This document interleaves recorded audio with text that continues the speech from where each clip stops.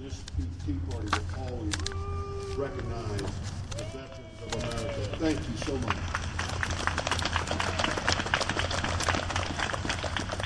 Our first speaker is Chaplain Ron. He took a truck full of food down to Oklahoma for the tornado victim. Ladies and gentlemen, please welcome Chaplain Ron.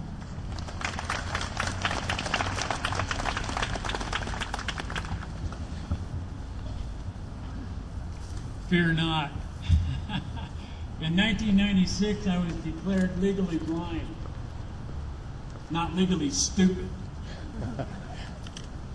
What I've had to endure since 1970, when I was drafted to go to Vietnam, 3 of my friends went. They booted me out from the Army Induction Center in Oakland, declared me 4F because of my eyesight. They said by the time you're 50, you're going to be totally blind. They weren't far off. I stand here today representing a country that we have watched go from top to bottom to top, and on the journey up and down.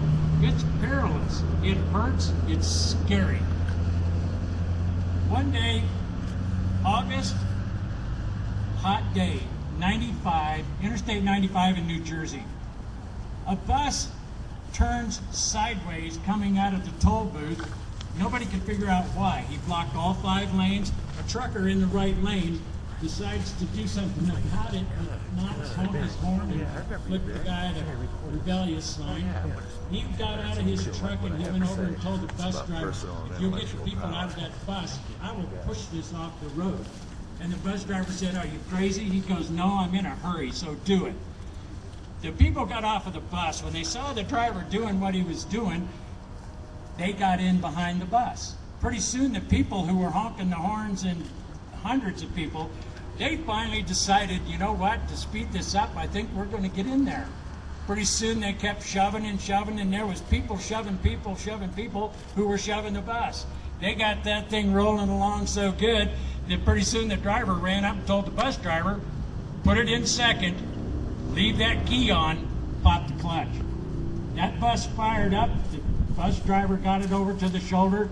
Everybody, for a minute and a half, were elated. High fives, cheers, hugs, everything as they went back to their automobiles. How long did it last? Nobody knows. But the story is told that for 90 seconds on I-95, they all got along and got the problem out of the way. It's not hopeless for us. It truly isn't. We have to unite behind people like Ted Cruz who go, you know what? Enough is enough is enough. Let's make a stand and see what happens. Pull together. It's going to take a while for some of us to get on board, but it's going to happen. Betsy Ross, Susan B. Anthony, Marie-Andre Levesque, Malela Ayasef, Cindy Hill, Susan Gore. What do these ladies have in common? They are fighters. Betsy Ross was asked to go to tea. No. What are you doing then, sweetheart? I'm sewing uniforms and flags. They finally got in there and helped her. Susan B. Anthony, let's go to tea and perhaps a cognac. No. What are you doing? I have pamphlets to mail out. I have pamphlets to write. If I'm going to do his laundry and cook his meals and clean his house and scream until blood comes out of my eyes having his children, I'm going to vote. And she did, and her statue is right over there. We can win. 1985, a young lady sat in a wheelchair in an Oklahoma hospital having an aneurysm. The doctors didn't know what to do. She spoke French. They finally put her in the wheelchair, left her in the hallway, got a number for her father in Montreal. They called him and said, come down here. I don't think your daughter's going to make it. You're going to have to recover her remains. Marie ended up in a bed after she fell on the floor trying to get in the bed. They finally said, okay, we'll give her some pain medicine and maybe it'll go away. Malela Ayusef got in a bus with two of her friends. A terrorist walked on the bus. Malela Ayusef, and she raised her hand. He pulled out a 9mm and blew 1/4 of her face off, the shoulder and into her body. Her two friends were drilled with the same gun. The gunman walked off the bus. The driver did nothing. It's happening. Cindy Hill the other day over here at the Hathaway building right down the street stood in front of the state board and gave one of the most awesome displays of "Not on my watch, you're not." Susan Gore of the Liberty Group, M. Lee, the Tea Party, are trying to say, "Not on my watch." One day I met a little lady. Her name was Marie Andre Levesque. She taught herself English. She taught herself how to drive. She now speaks fluent English and French, writes English and French, drives an awesome car, and she's my wife. I am legally blind, not legally stupid. She's handicapped, but she's a doll. And if she would step right out here in front of me, I'm going to sing a little song and I'm going to dedicate it to the men and the women who have understood one thing. It's difficult, but it can be done.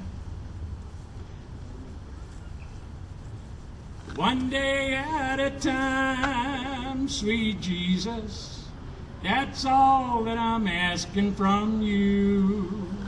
Just give me the strength to do every day what I have to do. Yesterday's gone, sweet Jesus, and tomorrow may never be mine. Lord, for my sake, teach me to take one day at a time. Do you remember when you walked among men? Well, looking below, you gotta know it's worse now than then. Shooting and killing, riots in the streets, people unhappy, mad, park rangers, loaded weapons, telling us you can't come in here. A government out of control, a president that has turned the bus sideways. All of these things are crowding my mind. Lord, for my sake, teach me to take one day at a time. One day at a time, sweet Jesus. That's all that I'm asking from you. Just give me the strength to do every day what I have to do. Yesterday's gone, sweet Jesus, and tomorrow may never be mine. Lord, for my sake, teach me to take one day at a time. I love you, sweetheart. Thank you.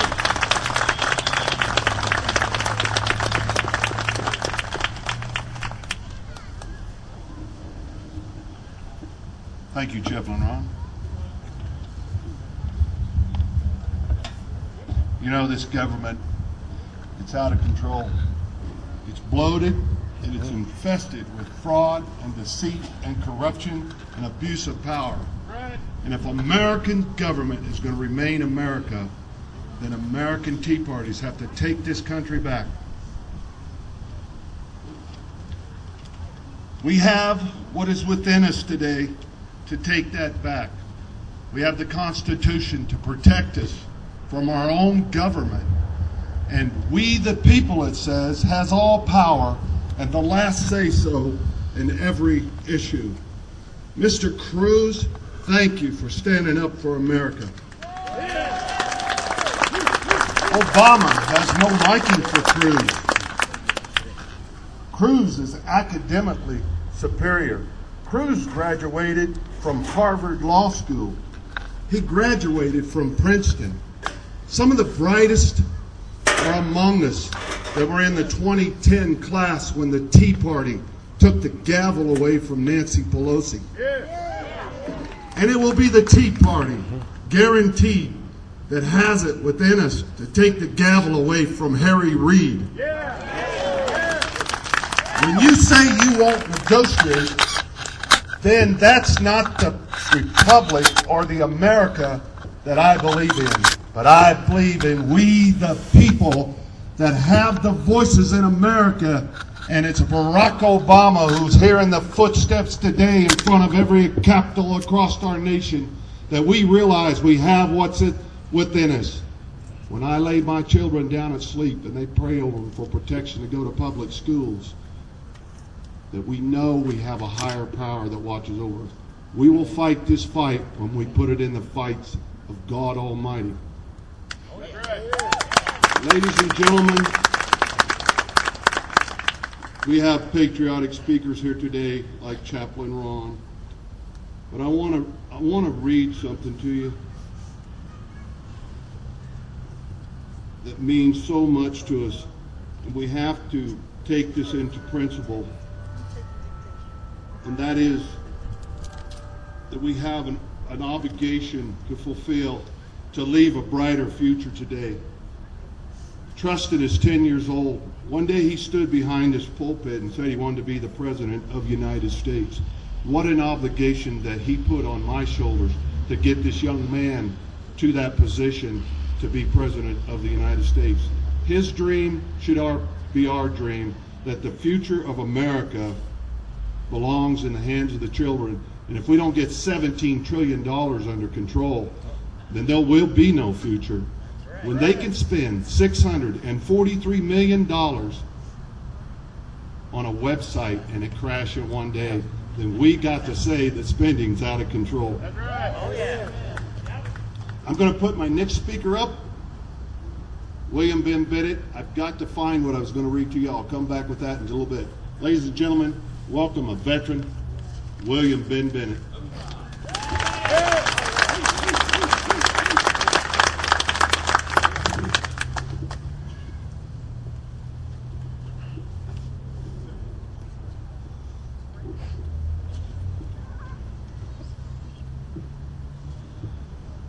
The top secret folder,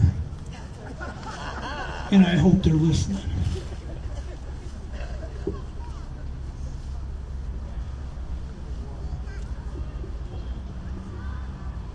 On the 18th of September, it came across the internet, and it was called Convoy to D.C., Truckers to Shut Down America in October. So what we're out here today showing solidarity for has kind of met with a demise. There were supposed to be a whole lot of truckers going into D.C. That didn't quite happen. There were a couple dozen. But they're still. Turn around and look what's coming down the street right now.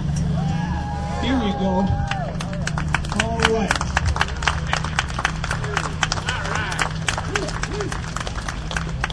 Let me talk to you about a truck driver or two right now. Do we have any truck drivers right here other than Chaplain Ron? Who's a truck driver?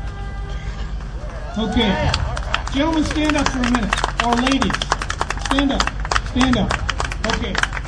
What I'm showing you right here, in Washington, D.C., you can walk all over D.C., and you can see on doors and nameplates and all that kind of stuff, the honorable this, the honorable that, the honorable everybody.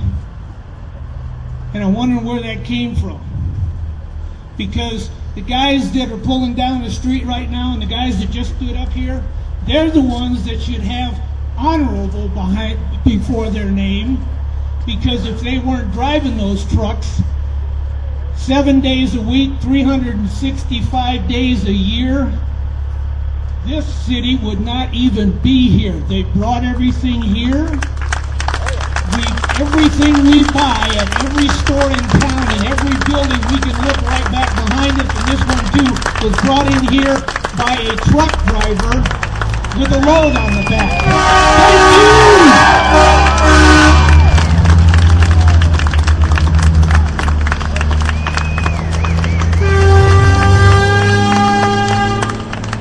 And I didn't know they were coming. God bless you guys. Now, let me read something that was was on the net on the 18th. The backbone of commerce in the United States are truck drivers who spend long hours on the road, ensuring the very survival of a modern society. But with fuel prices on the rise, wages dropping, jobs becoming harder to find, a rampant corruption in D.C., furthering the country's economic death spiral, American truckers, like a majority of our fellow citizens, are fed up. The protest calls for truckers to make their way to D.C. in a massive convoy in an effort to call attention to, among other things, the Benghazi cover-up, the recent attack which killed 25 members of SEAL Team 6, the ever-rising fuel prices, and the claims President Obama has engaged in treasonous crimes. Yeah. Moreover, they're requesting that the American people join them in solidarity and not go shopping, not engage in any economic activities that benefit the government or their corporate interests. Yeah. That was supposed to start yesterday, go on today, and continue tomorrow. They shut down the government, supposedly, on the 1st of October. If this truckers' strike to shut down America would have started yesterday, that would have been the shutdown. That's right. Yep. They did all they could to not publicize anything on this truck drivers' strike. I couldn't find anything hardly on the TV today, yesterday, and you probably won't see too much tomorrow. But they're here, and they're still driving around the United States, and they're still keeping us alive. Honor before their names. The American people are sick and tired of the corruption that's destroying America. We therefore declare a general strike on the weekend of October 11th through the 13th, 2013. Truckers will not haul freight. America will strike in solidarity with the truck drivers. So that didn't happen quite that way. But that's okay, we're still here. That's right. And we'll still be here long after all the relics in D.C. are gone, forgotten, and good riddance. Yeah.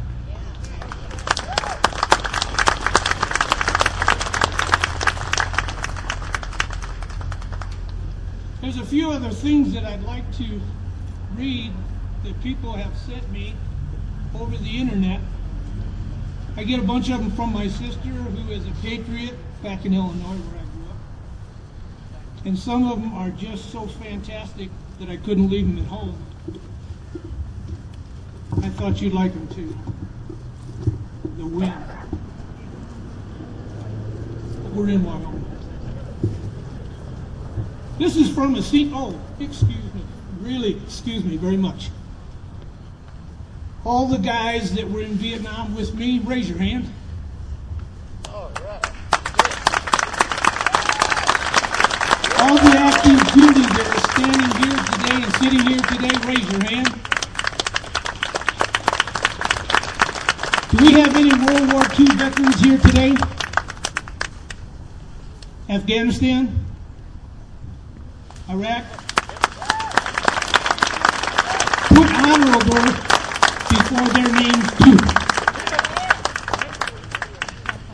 And seniors, I have a message from a senior, which in 2 months, I think I get to be formally a senior too. I think it's still 65 when you become a senior, or is it 85 or 90 now because of the present administration? You never know. Okay, here's a senior tax return and a question. I just received an audit on my tax return from 2012 back from the IRS. It puzzles me. They are questioning how many dependents I claimed, and I guess it was because of my response to the question, list all dependents. I replied, 12 million illegal immigrants, 3 million crackheads, 42 million unemployed people on food stamps, 2 million people in over 243 prisons, half of Mexico, and 535 people in the U.S. House and Senate, and one useless president. Evidently, this is not an acceptable answer, and I keep asking myself, who did I miss? So fellow senior, don't ever let anybody tell you that your mind is gone after a while. You're still doing fine. One more before I get to the best one. Obamacare in one sentence. Let me get this straight. We're going to be gifted with a health care plan a health care plan we are forced to purchase and fined if we don't, which reportedly covers at least 10 million more people without adding a single doctor, but provides for 16,000 new IRS agents, written by a committee of a committee whose chairman says he doesn't understand it, passed by a Congress that doesn't read it but exempts themselves from it, and signed by a president who smokes, with funding administrated by the Treasury chief who didn't pay his taxes, for which we will be taxed for 4 years before any benefits take effect, by a government which has already bankrupt Social Security and Medicare, all to be overseen by a Surgeon General who is obese and financed by a country who's broke. What the hell could possibly be wrong?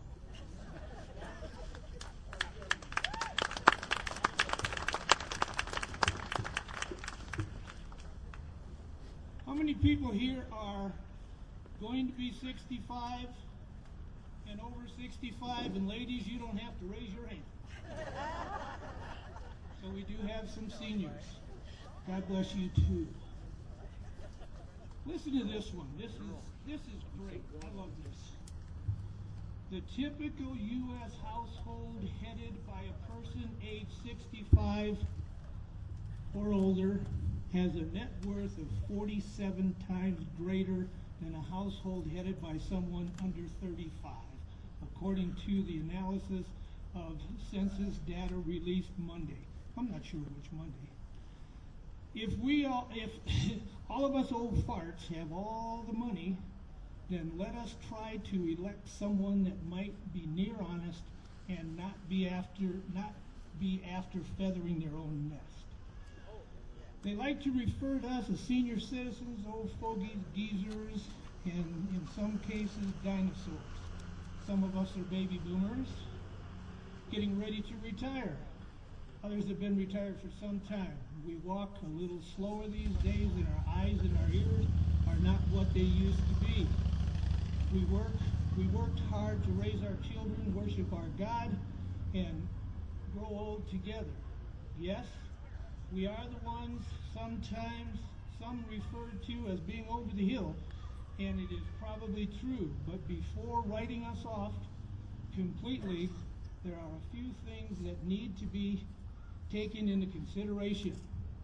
In school, we studied English, history, math, science, which enabled us to lead America into the technological age, computers. Most of us remember what outhouses were. Some of us had first-hand experience. We remember the days of telephone party lines, 25-cent gasoline, of milk and ice being delivered to our homes.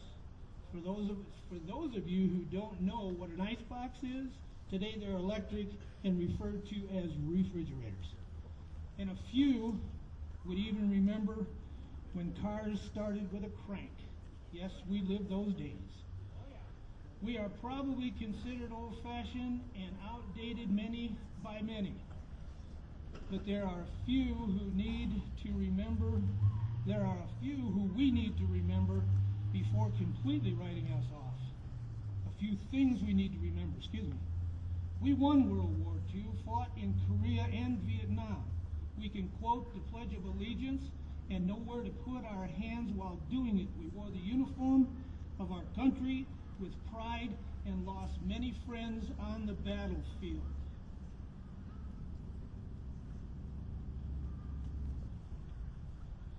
We didn't fight for the socialist states of America. We fought for the land of the free and the home of the brave.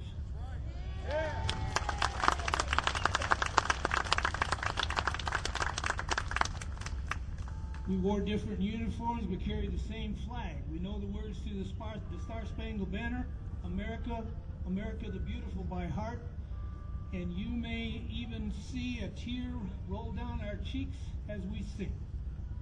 We have lived what many of you only read about in history books, and we feel no obligation to apologize to anyone in America. All right. Yes, we are old and slow these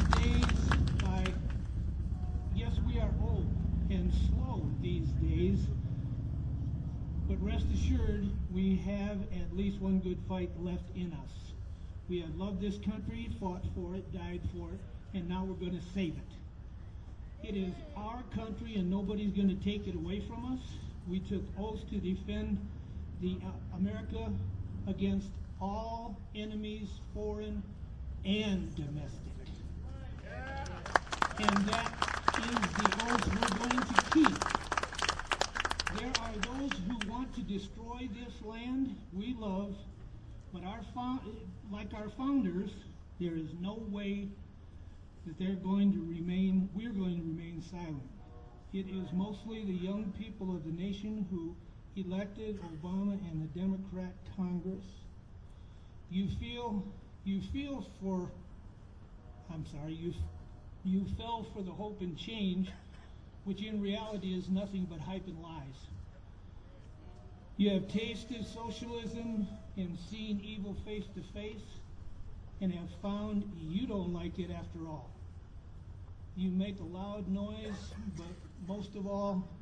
but are all too interested in your own careers, climbing the social ladder, to be involved in such mundane things as patriotism and voting. You don't have time. Many of those who fell for the great lie in 2008 are now having buyer's remorse. With all the education we gave you, you didn't have enough sense to see through the lies and instead drank the Kool-Aid. And now we are paying the price and complaining about it. No jobs, lost mortgages, high taxes, and less freedom.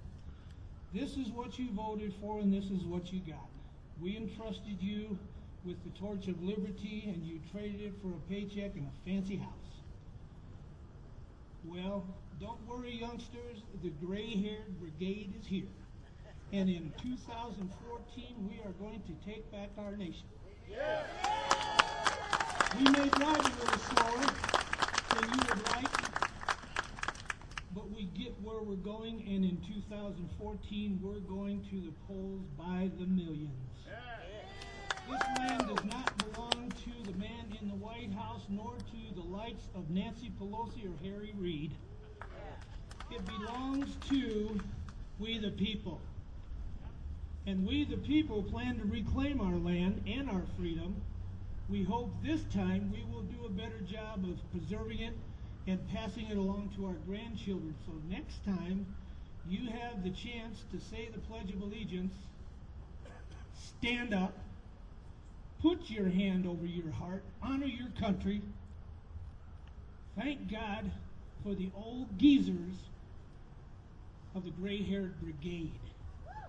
Footnote, this is spot on.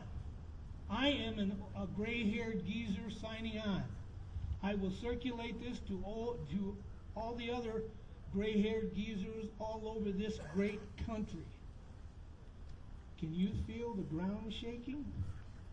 It's not an earthquake, it's a stampede. Folks, thank you for giving me this time. I wear this hat, this jacket, and honor the military every time I get a chance, along with Dad, who was a World War II Marine, who was here from 1919 to 2011. Thank you. God bless you.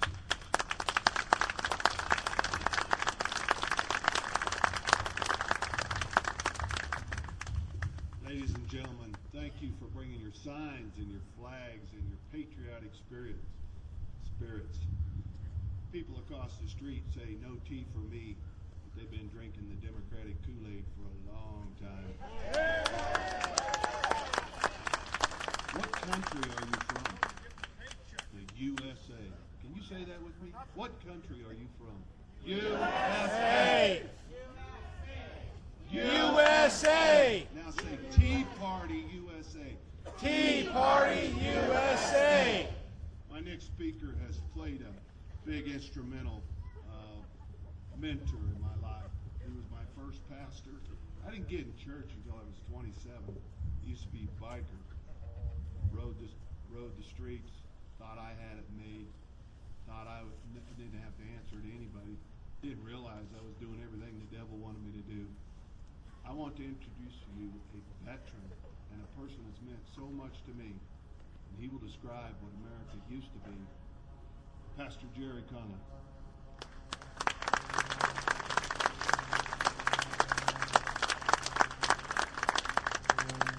Thank you, Emily, and thank every one of you that has got this organized together here. First one I've been to, but so good glad for the response, and glad that you came out to hear the voice of the people.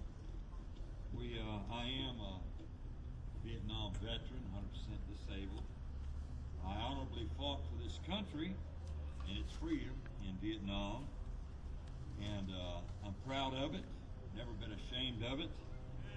I'm glad that I also, when I started in this town here in 1988, we founded a church, Cheyenne Apostolic Church over on Hines Boulevard, and we've just a lot of emotion going on here that I appreciate all our veterans. I thank you for your fighting for your country, and what I was brought up under was the gentleman done talked about the old times and being the baby boomers and all those things, but they drafted me into the Army, and there was no consideration of backing out, running out of the country or anything like that, because my dad also spent his 4 years in the Army, and he was one of them in Germany that went and collected the dead bodies of those who fought for this country.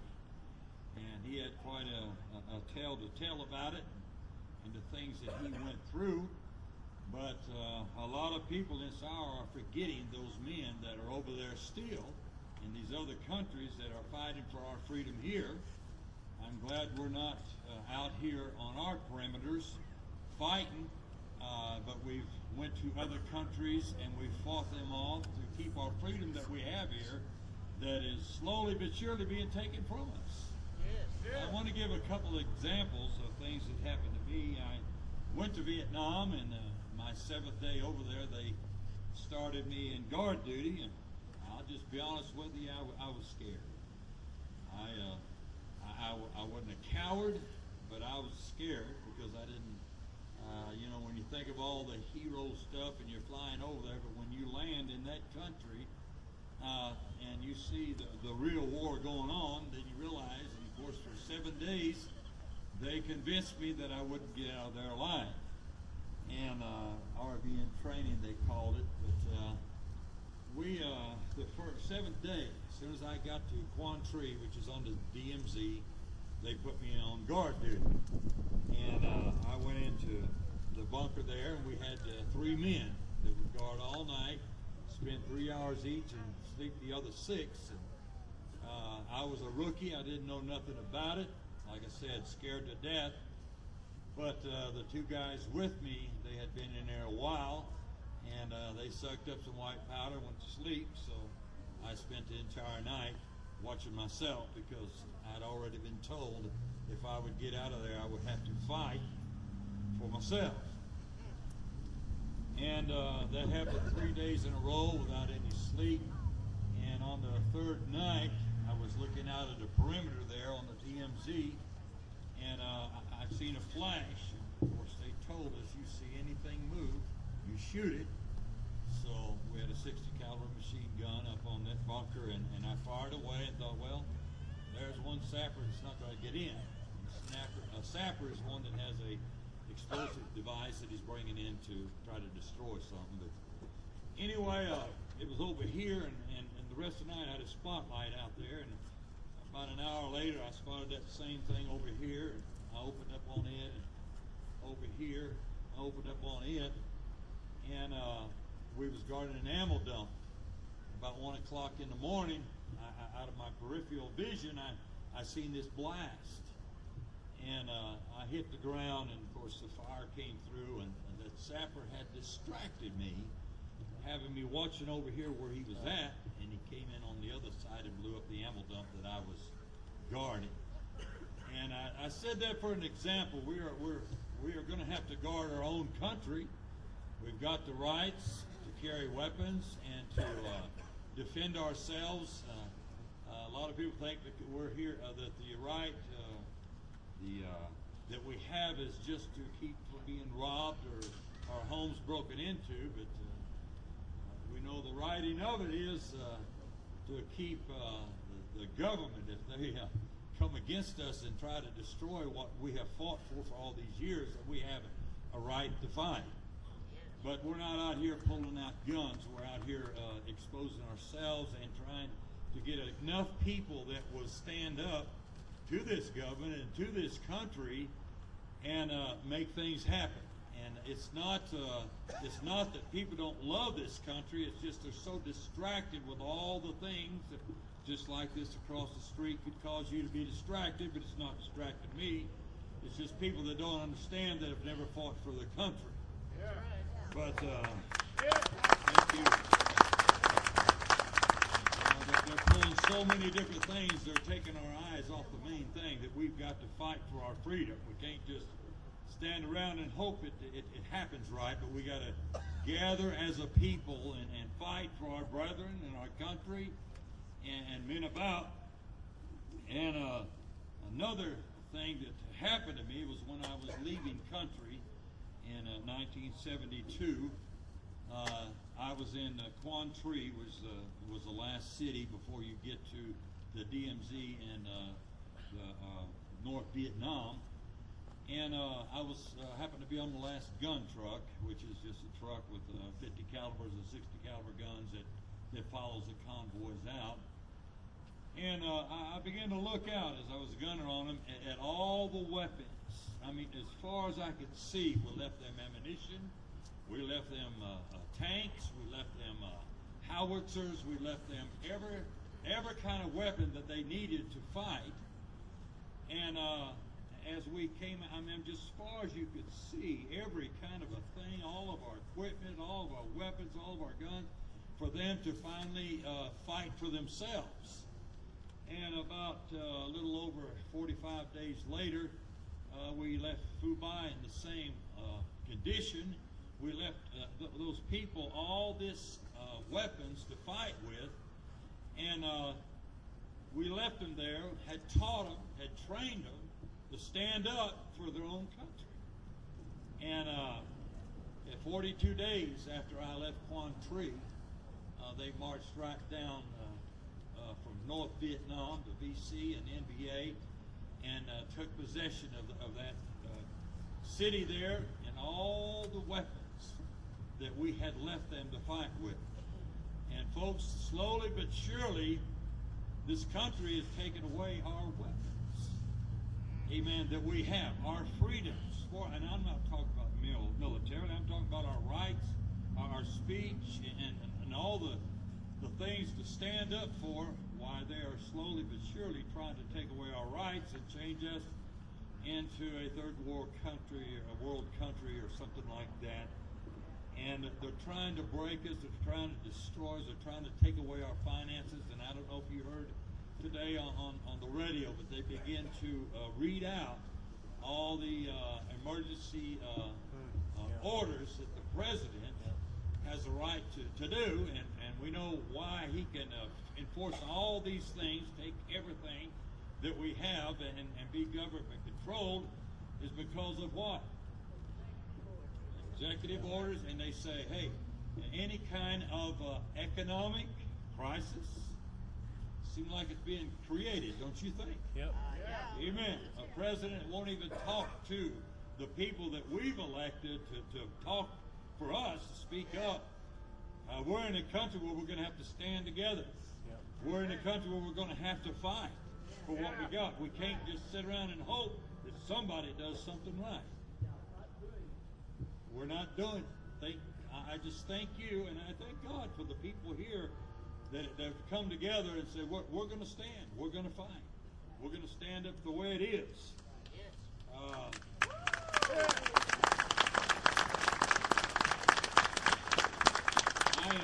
I went on R&R about the middle of my term in Vietnam. I had a lot of friends that I left there. I was gone almost 2 weeks.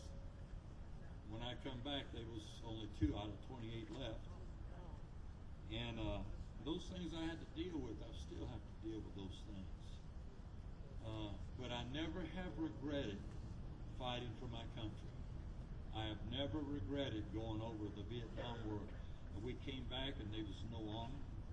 They wasn't even considered a war. They was protesters like we have here today that was all against, amen, the things that we did, and them not realizing that the freedom that we've enjoyed for the last 40 years was because men went over there.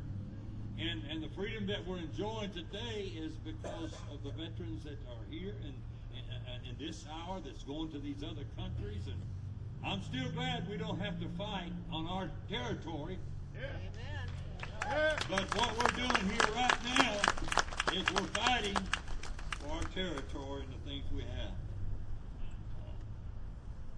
Commissioner M. Lee, we was at a deal down at the square, and he produced this flag below us here, and he bought it for $10 at a yard sale that somebody sold.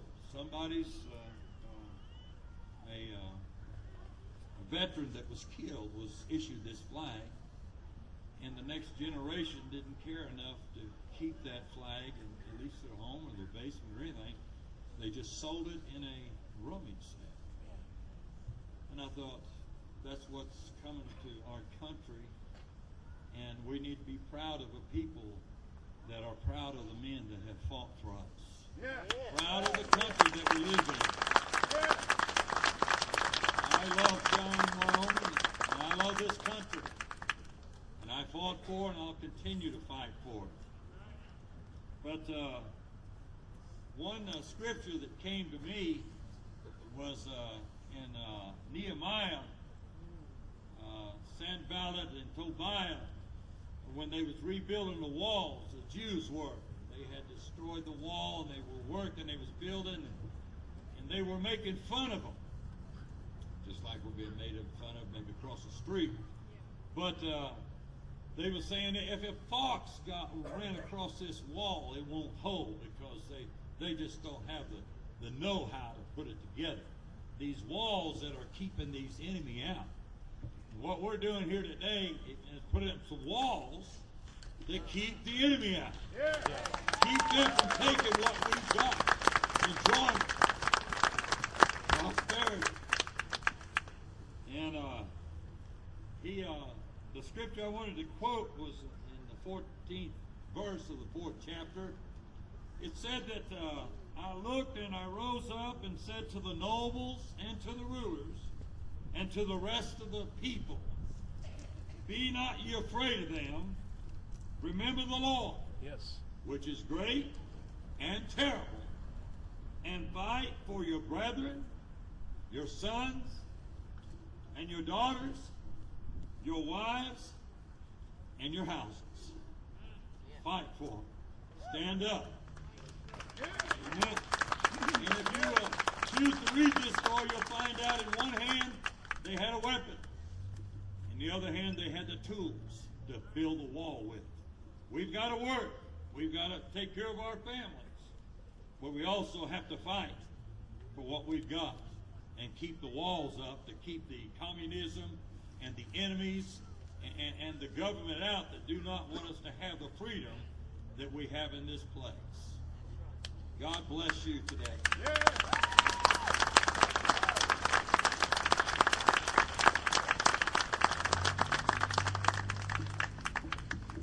Here's what I was going to read earlier. Thank you, Jerry Conley, by the way. As Americans that believe in the American creed, it is our duty to our country to love it, to support its Constitution, to obey its laws, to respect its flag, to defend it against all enemies. It is our duty to take a legal action against any and all public servants that breach their judiciary duties, cause the harm of American people and American sovereignty. Stand for America. We, the people of the United States, in order to form a more perfect union, establish justice, common defense, promote a general welfare, secure the blessings and liberties of ourselves and the posterity, to ordain and establish these constitutions of the United States of America. It was we, the people, that wants life, liberty, and the pursuit of happiness. But we, the whole people, who formed the Union, and we formed it not to give that blessing of liberty, but to secure them, not to the half of the government, not to the half of the people. And it is downright mockery to talk about freedom for their enjoyment of their blessings of liberty, while they are not using the only means of security of them to provide by the domestics of the republic government that is in the ballot box. Less than half of Americans vote. So I must ask you, stand for America. Thank you. Sincerely, Emily Hazenauer. I want to talk about EPA regulations, and it's time to get the UN out of America and get America out of UN. My next speaker, Brad Harrington.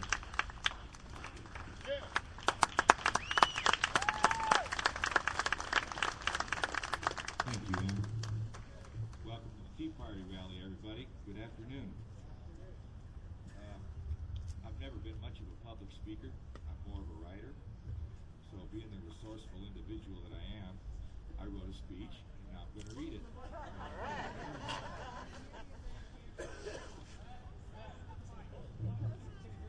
Close to the mic? Is that better? Okay. Everybody hear me all right? Okay.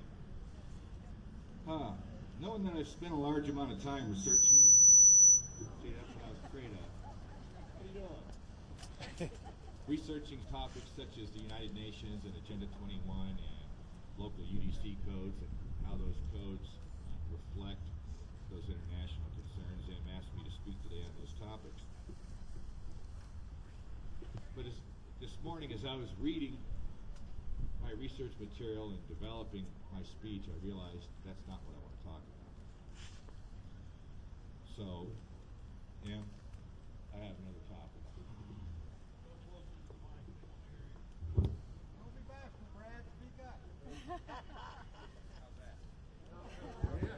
How's that? Yeah? Okay. Now, when I say I don't want to talk about those topics today, I don't mean that they're not important. I think they're extremely important. But I don't believe that they're the root of the issue. And if we don't come to understand what that root is and deal with it, none of the rest matters one bit. So, what I want to talk about, by the way, as a sidebar, if you're interested in understanding the impact of international treaties and how the UN is making itself manifest through our Constitution, bypassing the Bill of Rights, I would suggest that you read this book right here, Hologram of Liberty by Kenneth Royce. Chapter 5 discusses the manner in which the Constitution itself allows the Senate and the executive branch of government to bypass the Bill of Rights. You find some interesting stuff in there. But what I want to talk about today is something I think is much more profound and has much more of an impact on us and actually will lead the way to all the rest.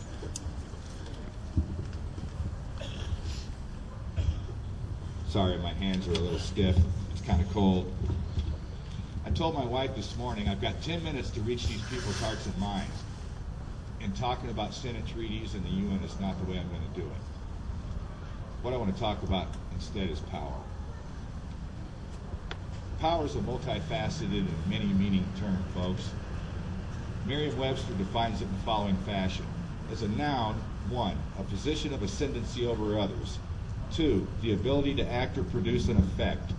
3, one that has control or authority. 4, physical might, also mental or moral vigor. 5, the number of times is indicated by an exponent. The number is to be multiplied by itself.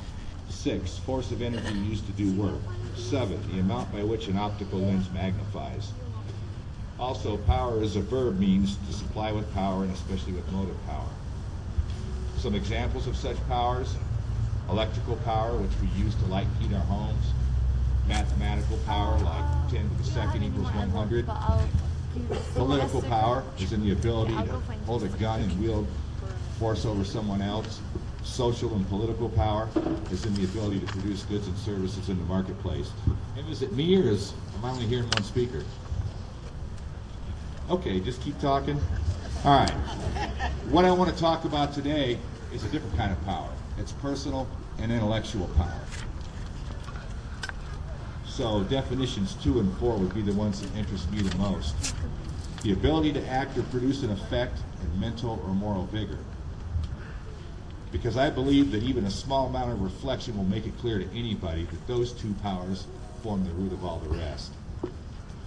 However, despite the fact that these forms of power, personal and intellectual, serve as the base for all the other forms, I would continue today that it is exactly those forms of power that we ignore or evade. And not only by our system and culture in general, but by us as individuals as well. Yet, it is in exactly an understanding of those forms of power that our hope and salvation lies.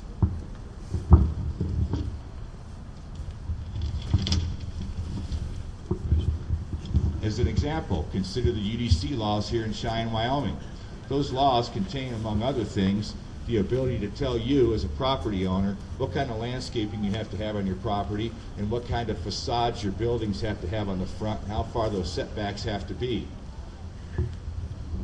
What makes such laws possible? Sure, you need the plundering politicians to hold the guns, but there's something else that I think we all forget about: our voluntary compliance. What if a bunch of us, not a majority, not even a large minority, but a significant fraction of people just decided that we weren't going to pay attention to those laws anymore, that we were just going to ignore them, and that if we wanted to plant tomatoes in the front of our buildings or build our buildings 10 feet away from the sidewalk instead of 20 or 30, and that the politicians were going to have to carry their policemen and their guns down to stop us, what do you think would happen? Yeah, some of us might end up in jail, but are you going to look at me and tell me that there's enough jail space in this town to hold a significant fraction of this city's population? No, there's not. And if enough of us, not even a majority, not even a large minority, but just enough of us were to engage in such tactics, their power would disappear.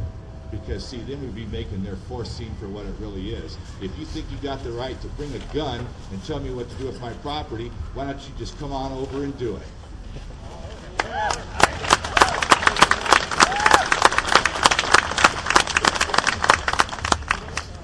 That kind of personal power and its collection into social power would bring these kind of regimes to a halt. And if you don't think that's true, I would suggest that history proves otherwise. Have we forgotten our own revolution? Have we forgotten the fact that we wrote the Declaration of Independence, where a minority of people, not a majority, not even a larger minority, but a minority of people stood up and declared to the world, we don't need a ruler.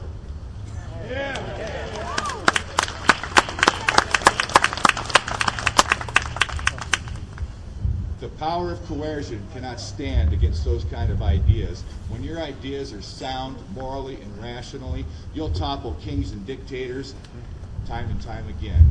And it's happened more than once. If you think our revolution was just an example that doesn't really qualify as countering the rule of the thug, I would challenge you to consider two other examples. Mahatma Gandhi and what he did in India in 1947. And Lech Walesa and what he did in Poland throughout the 1980s, both of those individuals, without ever firing a shot, toppled their dictators' rules in their respective countries. Now, if you think about the weapons that these two men employed, it wasn't guns, it wasn't bombs, it wasn't artillery. It was boycotts, resistance, and civil disobedience. By the use of such means, both of those men were able to coalesce and crystallize the combined personal powers of hundreds and thousands and millions of citizens in their respective countries, and they wiped those dictators out of commission. However, be advised, consistency and integrity is the name of the game here. And Gandhi himself, in one simple sentence, told us the answer. You must become the change you wish to see in the world. If you don't want to be ruled, then I would suggest that you might want to think about not trying to rule other people. If you don't want your money taken from you, I would suggest that you might not want to take somebody else's. If you don't want somebody minding your own business, then quit minding other people's business. Because by doing so, you create the conditions by which you undercut your own case and destroy your own hope of ever achieving the desired result. Now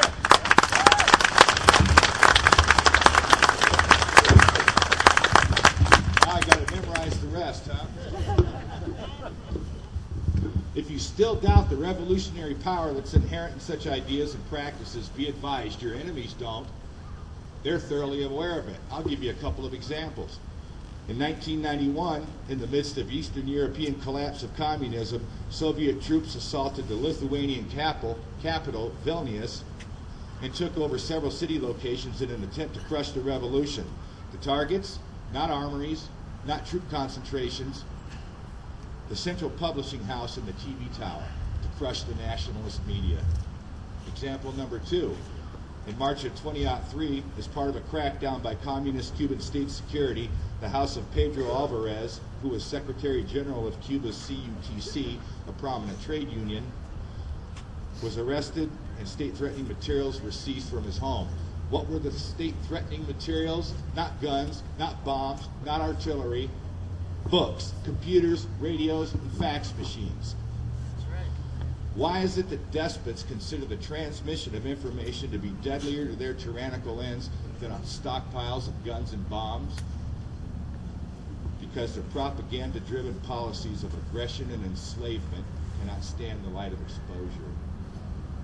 The Samizdat, for instance, the network of illegal and underground publications of banned books, thoughts, and materials in the post-Stalinist Soviet Union, was a significant thorn in the side of Marxist-Leninist agitprop for decades.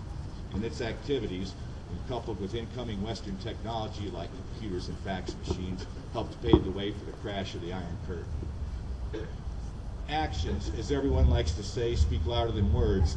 Ladies and gentlemen, it is clear that such actions make it clear that it is power of ideas that your enemies fear. And one thing that they fear more than that is you're coming to understand that fact. If you want to fight a battle against the coercive powers that are assaulting you and your freedoms today, I would suggest that the first step of that process is to become aware of your own personal and intellectual power.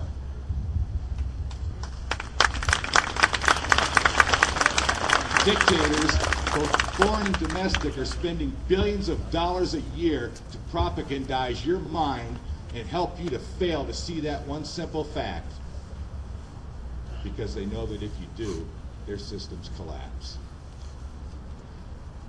One of my favorite quotes from the philosopher Ayn Rand: ideas cannot be fought except by means of better ideas.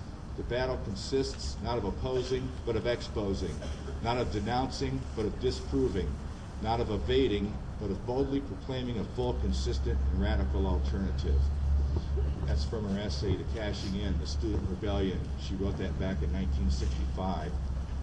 So again, ladies and gentlemen, I'd like to reiterate: practice your personal and intellectual power. Do not give your sanction or support to the thugs who are ruling you by your own tacit consent. Make such thugs display the true nature of the source of their so-called power by performing their demands at the point of a gun. If they place you in jail, if they steal your property, if they burn down your home, if they put you up against the wall with a firing squad, do not ever give them that sanction.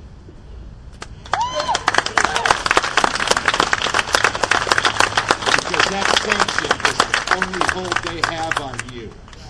Our forefathers pledged their lives, their fortunes, and their sacred honor to fight for the revolution. Have we become so timid and programmed by the machine that we can't do the same? No. Once this issue, personal and intellectual power, and how you use it to interface with the society around you, is seen for what it really is, the window dressing of the legal and social system, and the manner in which we voluntarily support it, can be seen for what it is, and you'd be surprised how fast those people retreat when the game is up and we know what's going on. You, as a human being, each one of you as an individual, an indomitable mind, are the key. And it is only by us realizing as individuals, not as some mass collective, what power we have and how we can influence the people and society around us that we'll ever accomplish anything worthwhile. My suggestion for you today would be to act accordingly and quit granting the rule of brute force a respect and dignity it hasn't earned.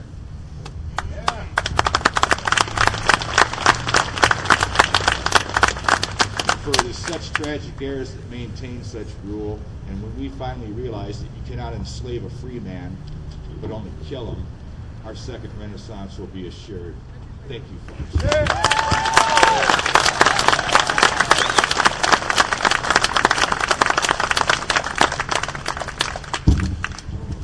You know, it's all not in it. I was sound man here in our church for over 20 years.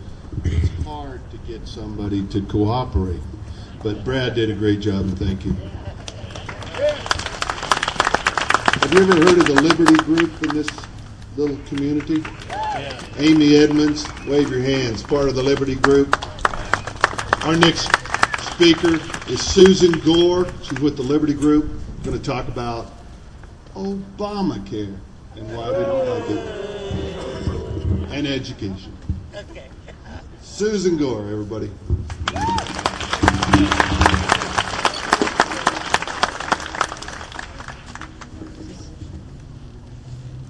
Wyoming Liberty Group stands for the principled application of common sense. It's closer? Okay. Wyoming Liberty Group stands for the principled application of common sense to leverage good policy so as to limit government interference in our lives. We stand behind our faith, our families, and our culture.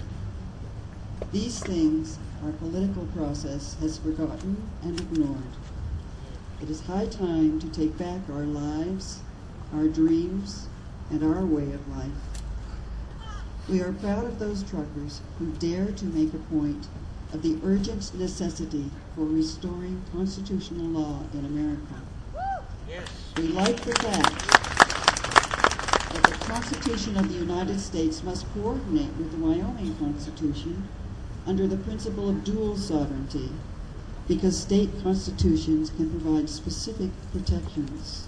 For example, a 2012 overwhelming 77% yes vote on Amendment A established protection of health care choice for us here in Wyoming.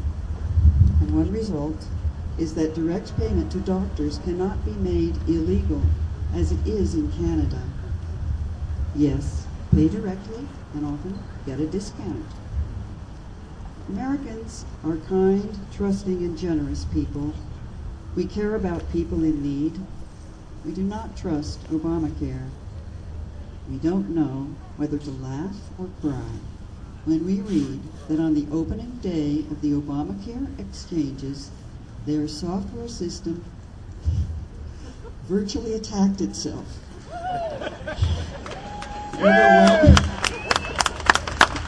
Overwhelming its own servers with a flood of data whenever anybody tried to sign up for their subsidized programs. You heard right, attacked itself. In any case, competent care with a touch of kindness can only come from the actual individuals who bring that care to us. Americans can do much better using the actual practical resources of her people. Our legislators did refuse to set up a state-run Obamacare insurance exchange, and they also refused to expand Medicare. Let's hope that they will continue to say no to the expansionists and soon pass a bill that makes it easy to buy health insurance across state lines, just as we purchase auto insurance. Yeah. That would be progress. But today's rally concerns the power of the people to reassert the rule of law. All power is inherent in the people, and all free governments are founded on their authority. What is this power of the people? As Brad says, we can engage in civil disobedience, but what tools do we have to activate it? Tea Party participation has made a difference. Electing a conservative majority in the House of Representatives has slowed down the rate of spending, and that majority insisted on hearings on Benghazi and IRS snooping. We face an aggressive, well-funded effort to unseat those conservatives, and we must thwart it. It is important to understand that the power of the people depends first and foremost upon the personal character of each of us. After that, it depends upon our educated ability to speak out and organize cooperatively. This is the rights of free speech and peaceable assembly. In the 1830s, de Tocqueville noticed our ability to work together voluntarily to get a job done. He wrote that that was the strength of America, and he called it the science of association. We must not let statists make us forget the science of association, the know-how we need to implement freedom. And we must not let them undermine our character, lest we hauntingly become truncated individuals, empty cores, or as they say on the street, he left the building. America is unique in the world in that it actively invites each and every one of us to have the capability and responsibility to live creatively in freedom and the pursuit of happiness. We know how to organize ourselves to win cooperatively to accomplish an agreed upon goal. To the extent we do have this, it is unusual in the world. What makes us a better people is attending to the principles of our founding. We know them, but we dishonor ourselves when we sit back and let the next guy do the work. We are a can-do culture. Why are we submitting to policies that hurt us and not facing them head on. We are a strong and faithful force for good. Be inspired to step out, each in his or her own way, and be that force for the good. In one of his comedies, Groucho Marx says, "What are you going to believe, me or your own eyes?" Are we going to believe what we see happening, or are we going to believe the chattering of the media propaganda? Let's not just talk about it. Let's initiate positive change by boldly speaking what we know about the true hearts of all of us here to do what is right. Yet we know standing up for what is right and true invites attack. And ever more clearly we see that statists also have their eyes on more vulnerable prey. They have their eyes on the vulnerability of our children. We, the people of the state of Wyoming, grateful to God for our civil, political, and religious liberties, and desiring to secure them to ourselves and perpetuate them to our posterity, do ordain and establish this Constitution. This perpetuation our founders strove to preserve is in great danger. Think about it. In order to learn how to live as a free person, a child must accept instruction. Accepting instruction is his or her job as a child. His first and continuing instructors are his mother and father and family in a home environment. He or she then begins to branch out into the community, the neighbors, the church. At school age, the parents are likely to entrust their child to public school. But will school be an extension of home life, as it should be, equipping boys and girls to ground themselves in their own inheritance first, before venturing out? Or will they have the false promise of standards offered up, by the false promise of standards be offered up to the forces of political control, remodeled into cookie-cutter compliance with a liberal agenda? Please take a careful look at these Common Core so-called standards. They are a lead-in to the now required national assessment tests that Governor Freudenthal, Governor Meade, the appointed Wyoming Director of Education, and the appointed Wyoming State Board of Education and others have attempted to impose on our children. Why do these people buy into something so superficial without intelligently considering what it would do to kids? There are a lot of fingers in the pie. There is something called the iron law of oligarchy, or the iron fist of oligarchy. An oligarchy is defined as the rule of many by a few. And we ask who, at the national level, pushes these national assessment tests.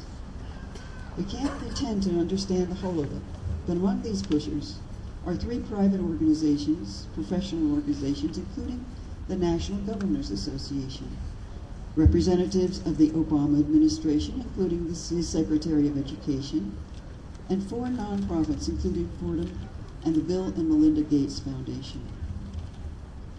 Might we say that this is a progressive consortium of public and private actors attempting to do away with constitutional checks and balances and set up a system by which to rule as an oligarchy?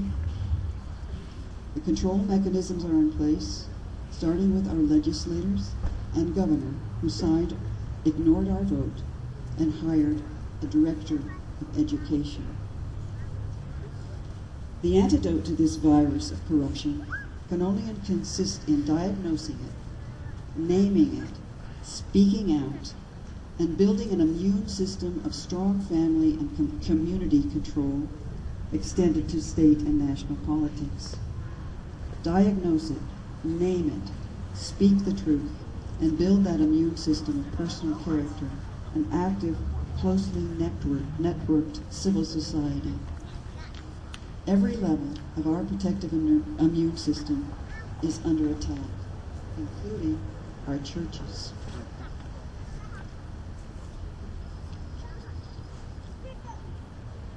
I can't turn the page and the wind isn't blowing. It's so easy. In education, under the guise of rigor, which you will hear the governor say. Thinking teachers, parents, and communities were all shut out of the communication unit. It is being arranged that teachers will either teach to the national assessment test or lose their jobs. Be assured, developing the capacities necessary to participate in a free society is not the goal of these test makers.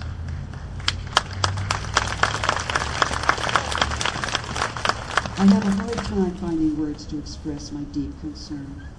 This is not just a matter of kids hearing about global warming or dirty coal, reading books inappropriate to their age level, or memorizing revisionist history, although these are part of it.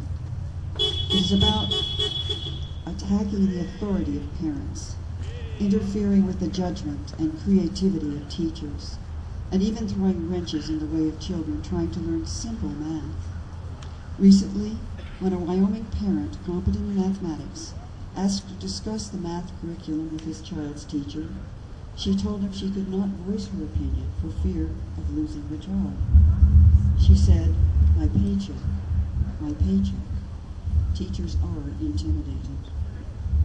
Last Tuesday, the Wyoming Board of Education permitted one person, Amy Edmonds, to speak about the Common Core half an hour.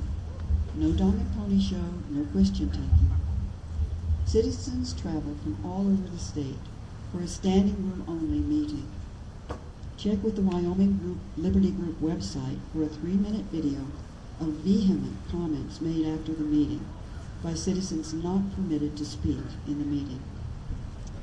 In his book, Real Talk for Real Teachers, Master 5th grade teacher Ray Esquith writes about how Common Core standards were introduced to the teachers in his school. He says, taking a page from the Poltergirl, leaders stand in front of the room at professional development meetings, making demands and predictions for their new world order. Good teachers don't know whether to laugh, cry, or quit.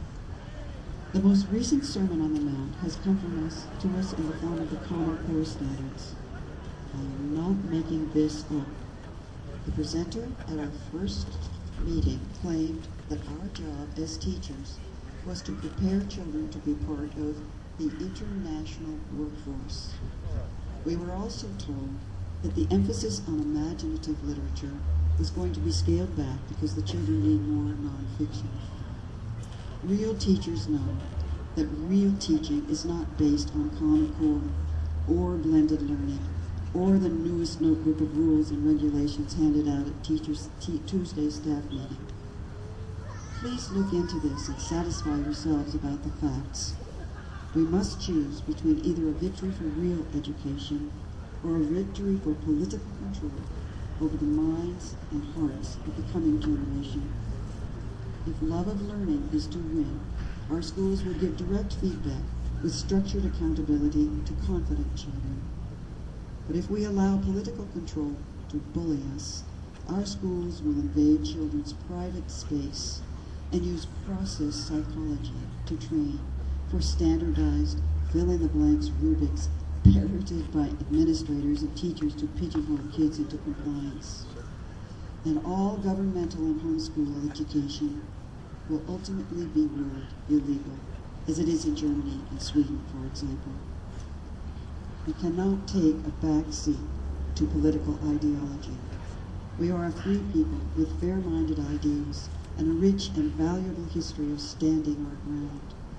We did not get to where we are without paying a price.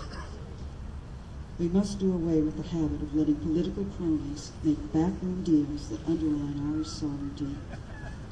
I feel assured to see my fellow citizens committing to a free and open stand against the egregious attempts by an oligarchy of actors to impose a secularly contrived lifestyle on all of us.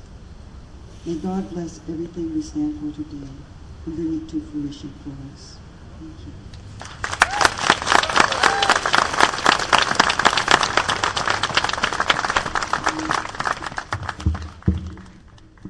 Our next speaker does not need any introduction at all.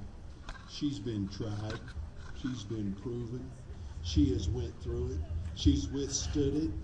She is a true American. She is the superintendent of public instruction of the state of Wyoming. So proud to introduce to you Miss Cindy Hill.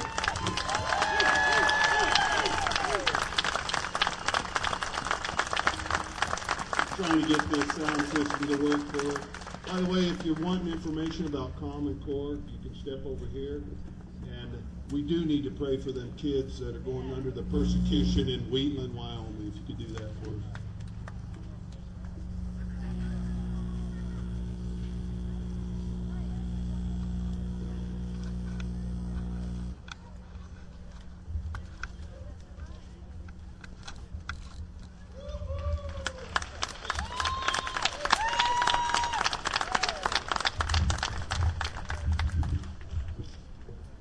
Good afternoon. I'm going to still try one more time, if you bear with me. And you may not be able to hear this, and you can't. Can you hear this? Can you hear it? Just for a moment, I thought we'd take a break. We had a lot of speakers. This is a time for us to reflect. Can you hear it? No? Yes. Yeah.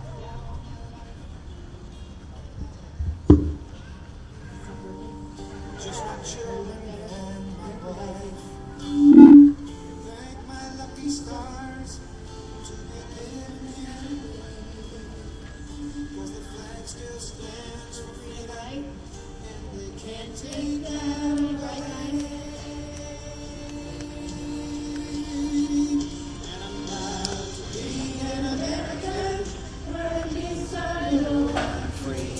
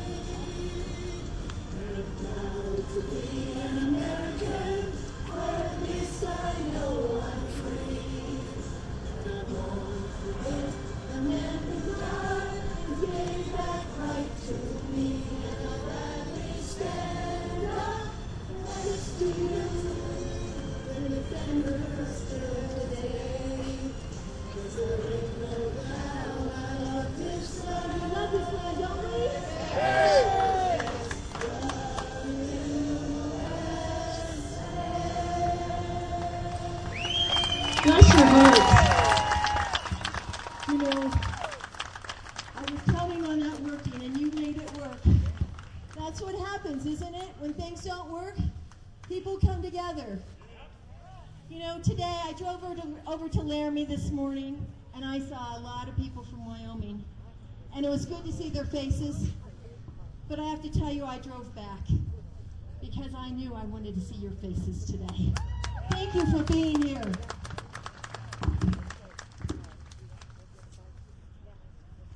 It's always been the case that the people, hard-working people, keep us grounded.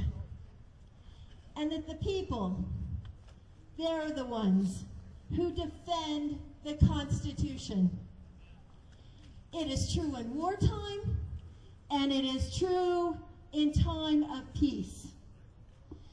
Down-to-earth people, like our American truckers, know and understand our core values. Ordinary people answer the call when our country is in trouble. The people are saying, we've had enough. You see, very few of those in Washington, D.C. have the moral clarity to see through the fog of corruption and petty partisan politics.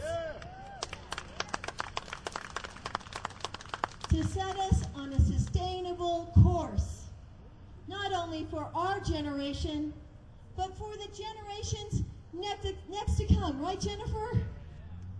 This is why we come together. It's only natural that men and women, truckers, have taken it upon themselves to remind those politicians in their fancy suits and fancy offices what's really important. The truckers understand that government just needs to get out of the way. We have a duty to remove all the obstacles within our power so that those who come after us are unhindered. I think the truckers fear what many Americans fear, that ours will be the first generation in the history of our country to leave future generations worse off.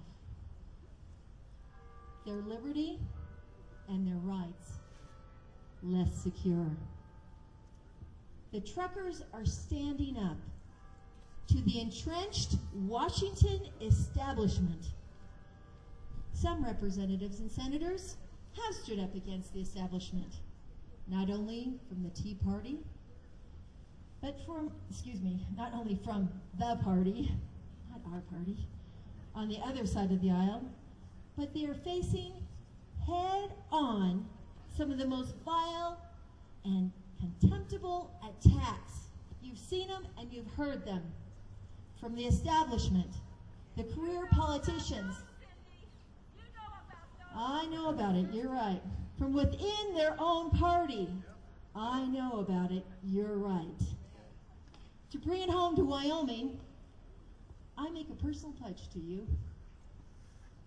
The establishment may try to destroy or marginalize me. They try in vain. They may try to destroy my spirit.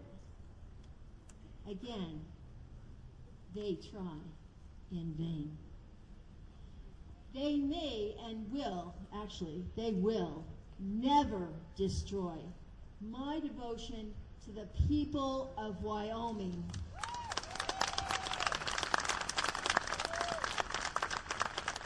And they will never destroy my abiding faith, my faith in the people of Wyoming. I'll place my trust in the people of Wyoming every time. I'm not going anywhere.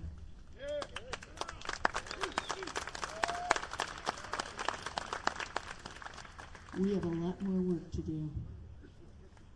Let us remember one of the most successful outsiders who resisted the establishment in his own party for decades, Ronald Reagan.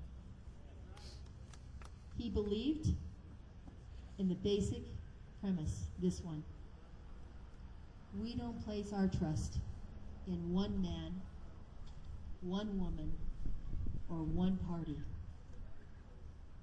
or in one consolidated, centralized government. No, we place our trust where it belongs. We place our trust in the people.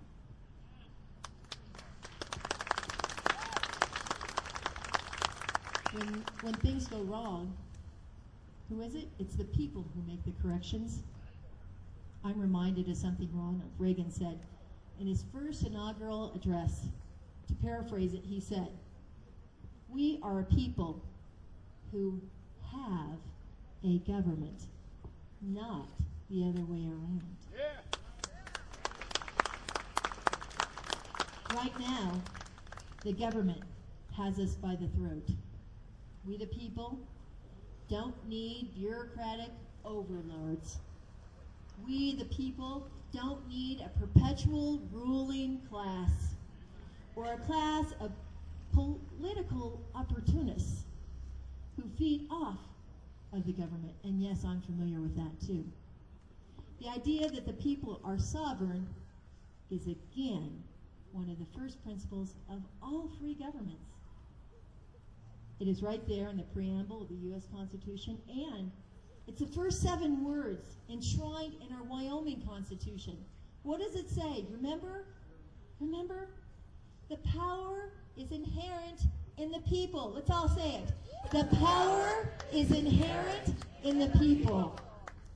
Yes, the first 7 words, these 7 words are a little unnerving for those establishment types because they find it easier to stay entrenched if they control the power of the government to help their friends and hurt their enemies.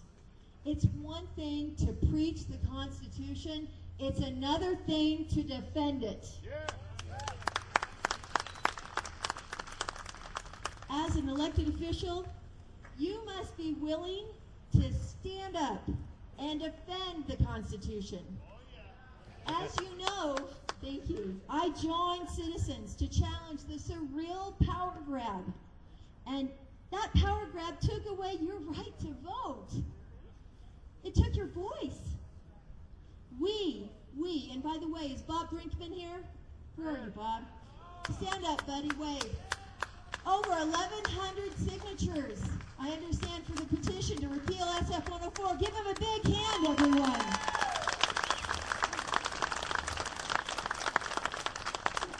Are the Lees here? Can I hear the Lees from Saratoga are here? Are you here? Raise your hands. Thank you. Thank you for all of your work with those signatures. Thank you. And I'm going to pause for one more moment. Jennifer Young, the Constitution Party led that effort. Please give Jennifer and the Constitution Party a big hand. If you were a sponsor, thank you. If you signed that petition, thank you. We stood together. I'm so proud. Not only did the establishment hear you, but some people said, hey, we think it was a failure. Can you imagine this? Let me tell you what, it was a profound success. The establishment is hearing from us, and 22,000 signatures. Let me tell you what that means. Let me put it into context. They were gathered in 66 days, 22,000 signatures, person to person, because the law forbids electronic distribution. So put into context, our current governor, the man who signed SF 104 into law, only received 30,000 votes in the primary, and he is now our governor. So 22,000 signatures, thank you. Wyoming is on the move. Be clear about it. Over and over, we have seen abuses of power at the federal level. Yep, I'm familiar with it. I stood between federalizing education in Wyoming.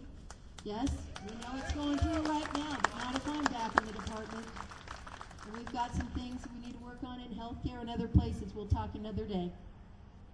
With all kinds of bailouts, waivers, and exceptions, we've seen it with the IRS and with other federal agencies being used to harass and intimidate political opponents. And here in Wyoming, we've seen the very same thing. Listen, it's not just in D.C., everyone. It's right here in our backyard. Men and women using government not for the good of the people, but using the machinery of the state government, our state government, not only to destroy political opponents, someone in this case who just happens to have different ideas how to make Wyoming government work for the people, but also using the machinery of government to take away your vote and to take away our state government and to make our state government less and less accessible and less accountable to the people. You see, you don't like, excuse me, they don't like it when I tell the truth about state government, but I'm not going to stop.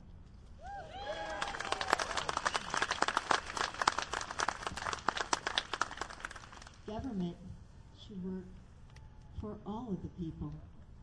And if it's not working for all of the people, we have to remind those in power, those first 7 words, ready?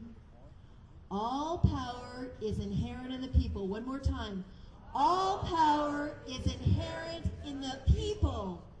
So I joined the truckers this weekend. I put on a few miles myself.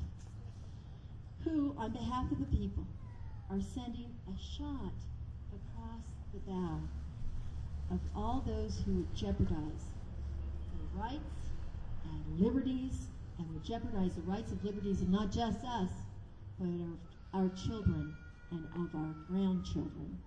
A shot that is nothing more than an echo of the shot heard round the world on that cold April day in Massachusetts, so very long ago, signaling to everyone that we can and ought to be a self-governing people.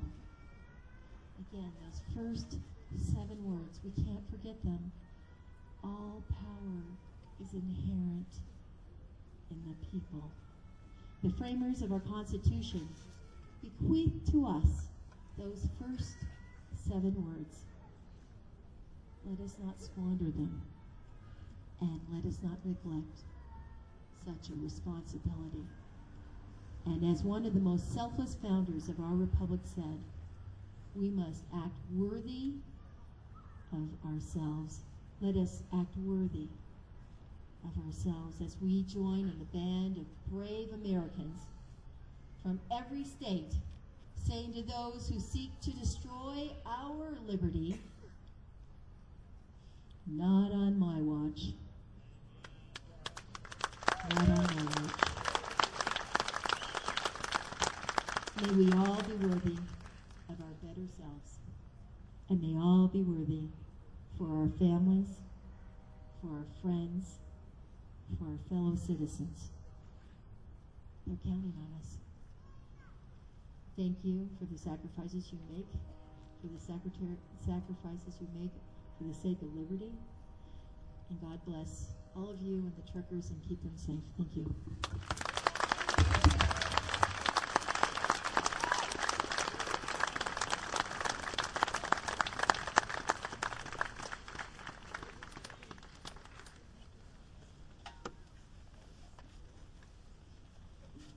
State government, don't tread on me. Everybody thinks the Tea Party's over. Everybody say, it's alive and well. The Tea Party is alive and well.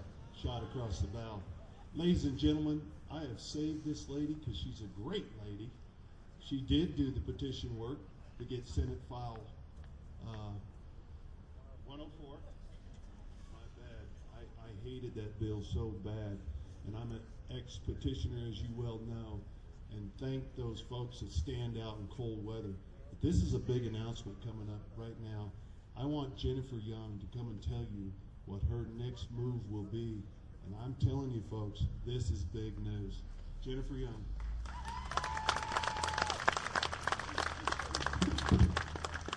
Okay, I can't stand still, so this is hot. Gotta come out. I just want to say all glory goes to God.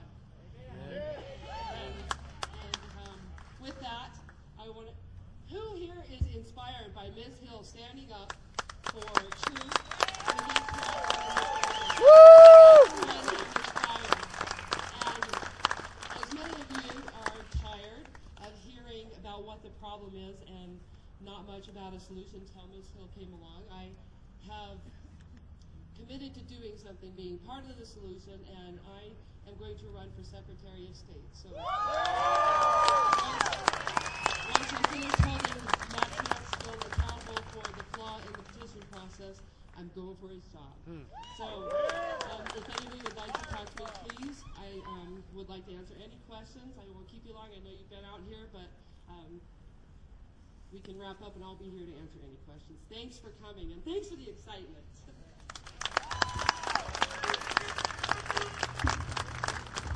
Looks like a good Secretary of State. Thank you for that good news. The next gentleman I want to introduce is no stranger to the Tea Party. He has emceed it several times. I love this man. He's a second father to me. Mr. John Frentaway, make your way. This Tea Party platform is yours. We want to hear what you got to say. I'm not too sure how much you want to hear. That's the problem. We're coming up on 3 o'clock, but I got to tell you what, I'm excited. Are you people excited? You know, the Tea Party is not dead. Whenever we finally get some people that got enough guts to put their name on the line to run, that means victory. And can I quote the words of Winston Churchill? At that time, when England was at its lowest, when the Luftwaffe was flying over and dropping bombs and killing people, when the children would be scared to death, what did he say? He said, victory! Victory at all costs! Victory in spite of all terror! Victory no matter how long and hard the road might be, for without victory there can be no survival. And we are there now. We need to understand that. If we fail, there is no place to turn. There is no freedom anyplace else. There are people around this world that look to us for freedom. They look to us to give to them their freedom. And if we fail, where are we going to look? Where are we going to look? Now, I want everybody to stand up. I want you to turn around and look down there at the depot. Look down there. What is it, 5, 6 blocks? Can you see in your mind's eye this whole Capitol Avenue covered with people who are like you, who have the same heart? You look down there, you see their faces. You have to visualize it because it can happen. Now, before you sit down, you guys got to start participating. Now, we've already had one song. Let's go to sing another. I'm sorry I don't have any music, so I'm going to have to do the music, but you all know the song. Okay? I'll start it out. You sing it, and I want you to sing it loud enough where those people down there can hear it. Because at some point, we're going to be able to look down there and see people that need to hear what's going on up here. Oh, beautiful for spacious skies, for amber waves of green, for purple mountains' majesty above the fruited plain. America, America, God shed His grace on thee, and crown thy good with brotherhood from sea to shining sea. Okay, you all sit down and stand up if you want to. Listen to the words of the song, though. And crown thy good with brotherhood. Brotherhood among us. But you see, what we've got to help people understand is that we're not crazy.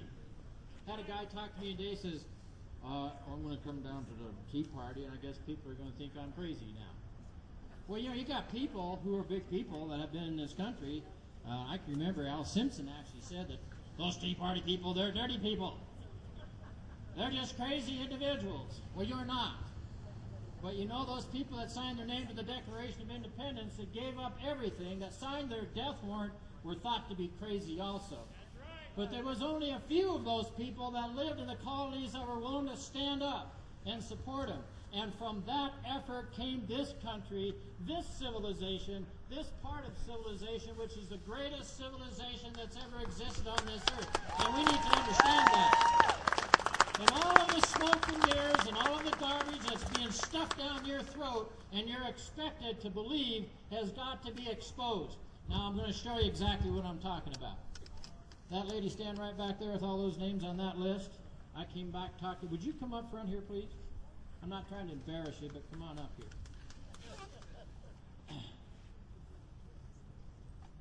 It's time to expose, and there's a lot of things that are being exposed, and quite honestly, one of the people that exposes it the most is Cindy Hill. And she has. Does anybody know who these names are? I didn't realize them until I looked and I saw them back there on the sign. I was reading them today on my radio program, and I said, I remember that name, Cody Patterson. I remember that name, except on the internet I was looking, I said that she was a captain, Jennifer Moreno. These are the people that lost their lives in Afghanistan since October, just in October, okay? These people are the ones that your executive branch of this government, the federal government, said, we're not going to pay anything to their families. We're not going to give them anything. We're going to shut them down for the sake of their political agenda. I want you to think in your heart, in your gut, if you were a parent of one of these kids and you found out that your government, who they're fighting for, was saying to you, we're not going to pay anything. Can you think about that for a second? Would you try to get that into your heart? Is that enough to make you angry? Yeah, it is. But I got to quote something to you. I don't know what I did with it. Thank you. Remember those people's names. Now I got Eric. Eric gave me a book. It's one of those books. Might be musty. Most of it's the Constitution of the United States. He handed it to me whenever he came up here, along with the Declaration of Independence. And that part of the Declaration of Independence that's most important is what Alexander Hamilton was talking about whenever he said these words. Now listen to the words. This isn't me. I'm not a genius. Most of you that know me know that I'm probably at the lower end of the educational scale. The sacred rights of mankind are not to be rummaged from among old parchments or musty records. Is that what the Declaration is? Is that what the Constitution is? They are written, now listen, this is what's important. Let's see if you can get it into your head. Well, I think you do, or you wouldn't be here. You've already got it into your heart. They are written as with a sunbeam in the whole volume of human nature, by the hand of divinity itself, and can never be erased. Now what that means to me is that we've got values and we've got morals in this country. And those values and those morals that our founding fathers had, they didn't have to question each other.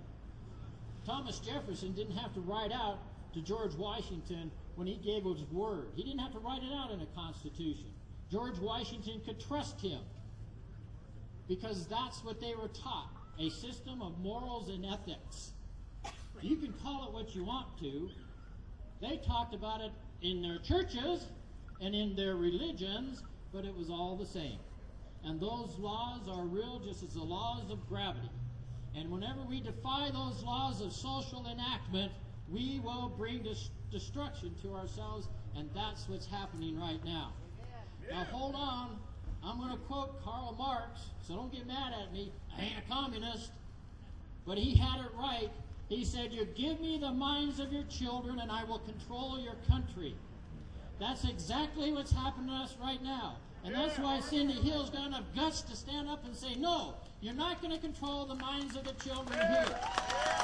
And there were too many people that were standing at the heads of this state that said, whoa, wait a minute, Cindy, come on. We already told Barack Obama we were going to support that. Isn't that what they said?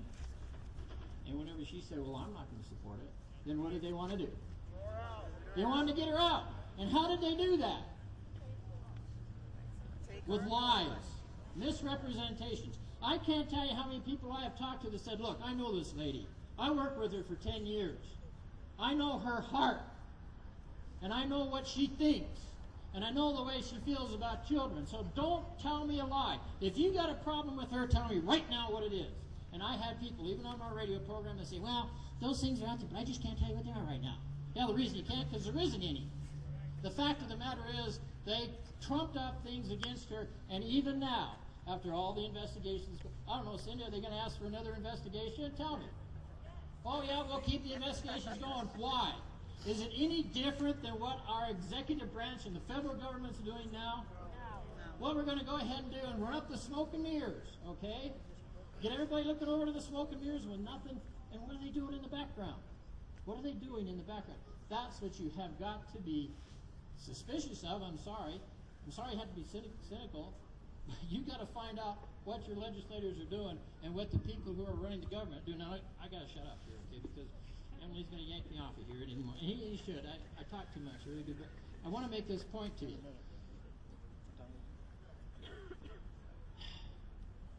Right now, how many support your government? There's nobody raising their hand. Oh my God! All right, listen to me. You know the reason why? Is because your mind starts flipping around. Whenever you use the word government, you got to put an adjective in front of it, or you got to put an explanation with it. Now, let me ask it a different way. How many of you support the people that are running your government right now? But how many of you support the government that's established in the Constitution? Oh yeah, yeah. And that's the difference. The difference is the system that's taught us in the Constitution. The thing that very few people even understand, and I hope that you do. And I'm not criticizing you. I'm 64 years old. I've lived over 4 generations. I've been associated with 5 generations of people. And I've worked close with them. Very few of them, from the time of my grandparents on, fully understood the Constitution. And that was planned because what was teaching it to us was the educational system of our society. And if you control that educational system, which almost in total has been controlled by the public schools since the time of my parents in the 1930s, when most of their generation graduated from high school. Well, that's an honorable thing, isn't it? You want to be able to read, write? And my dad had a vocabulary that was phenomenal. But did he understand the Constitution enough to teach his son? God bless him. No. And he did it. And so whenever I came along and went to high school, they taught me a little bit about George Washington, that he didn't cut down the cherry tree and he was honest. But how much did they teach me? I will give Mr. McIlvain the blessing of at least making me memorize the Declaration of Independence, or the first part of it, especially that part whenever it says that when a government becomes destructive of these ends, it is the right of the people to alter and to abolish it. Now that was written into the Constitution because what our founding fathers did not want us to do is to have to pick up our guns and go fight it, even though they gave us the right to have those guns. Because it may come to that, as Thomas Jefferson said, that the trees of liberty must be nourished from time to time with the blood of patriots and despots. But they didn't want that to happen because there's not anybody here in their right mind that wants to go off and start a war. The death, the destruction, and those of you, and I honor those of you that went to war, particularly the man was over in war. It's ugly. I've never been there, thank God. But I have been able to see what happens, and the whole humanity is wiped out. So what they said is, instead of having a war, let's write into the Constitution the ability to get rid of those people who have infiltrated the system of government that you have. So when people say to you, do you support the government? You think, first of all, system, and you ask them, are you talking about the Constitution? Are you talking about the system the Constitution stands up? Yes, I support it. And hallelujah, I support it. But do I support those people that have been infiltrated into it? No. Because they have not ascribed to a system of morals and ethics on the inside. On the inside. All right, in closing, because I got to close. Oh, I can go on all day, really. You guys get tired. Your wives and husbands be wondering where you're at. But let me say this to you. Viktor Frankl. Anybody know who Viktor Frankl was? Viktor Frankl. Viktor Frankl was a man who wrote a book called Man's Search for Meaning. And it was whenever he was in a concentration camp, those were areas that people fenced in. And all of a sudden, civilians that were part of the nation wound up on the inside of the fenced-in places. Can that happen in our country? Is that happening now? Yes. Is it because of a conspiracy? No, it's a conspiracy, but it's not because of the conspiracy, because the people who are behind the conspiracy trying to set it up. Okay, well, that can happen. And he was put into one of those concentration camps, and he survived. He was one of those guys they took pictures of that was absolutely naked and totally skin and bones, and he wrote about what happened to him. And he wrote, and what he wrote is exactly what Winston Churchill was talking about. That the last, everything can be taken from a man but the last of the human freedoms, to make up his own mind in any given set of circumstances. That's exactly what Winston Churchill was saying when he said victory. Where does the victory start? Here, inside of each of you. It doesn't start here with me, except for with inside of me. I can't convince you of anything, and I wouldn't want to. But I'm going to tell you, there is an energy that should exist among all of us. It existed among our founding fathers. All of them ascribed to that energy. And that energy was our Father in heaven, a God who wants truth for all people. Now let me show you something about those people across the street. Those people have got written on their signs over there, and I saw a guy standing a little bit ago that had a heart on it saying love. Now wait a minute. Now look, and I'm not going to belittle those folks. Somehow we have got to help them feel the love that they should feel from us. And if we don't do that, this system is over. Now I'm going to say something that Mr. Cruz said that I read this morning. And I hate to say it, but it's true. We got 2 years to turn the tide, folks. 2 years. And if we don't have it turned in 2 years, I don't know what to tell you, except better be sure you got a good relationship with God. Okay? Now that's truth. Now you can cut it any way you want to cut it, but that's true. But I trust you. Can I say that again? I trust you. All of you. And would you just take 10 seconds and look around at everybody that's here? You. Turn around, look at your neighbor, look at everybody else. Can you trust these people? Yes. Yes. Because this is the focus of what's going to breed and bring into existence thousands of people that will be back there. You in equation or in ratio are much like the founding fathers that signed the Declaration of Independence. That's you. Now you better think about that. Because there are people, and somebody else talked about Obamacare, because Obamacare was not set up to give people health care. Obamacare was set up to get into your life and understand everything that you're doing from one day to the next. And it's bold and it's blatant. They even built an outfit out there in Utah to store it in. Right in front of you, right in front of me. And Mr. Obama stands up and says, by damn, I'm going to put that through and I am not going to compromise. Why? Because he wants to give a few people health care? He doesn't even care about those people. All he wants is information about you to control you. Now, I don't know what kind of love that is, but it would have to have a different definition that I put on it. And what we need to do is to be able to maintain just exactly what Eric and Robertrude sent to me. And this is a statement. I don't know if I can name this guy's name. He's an Indian, American Indian. This little note that Eric gave to me. Thank you, Eric. And it's because of a book that he gave me. John, this quote is from Irsha Wapitan, a Dakota, reminds us of you, which is a strong compliment. I can't do this alone. It scares the bejeebies out of me if I stand here by myself. But somehow I remember the words of Elisha. We are not alone. They who are with us is greater than they who are against us. That's not what this guy said. This is what he said. And as I read this to you, would you see whether or not this is written in the fleshy part of your heart? Because that's what it needs to be.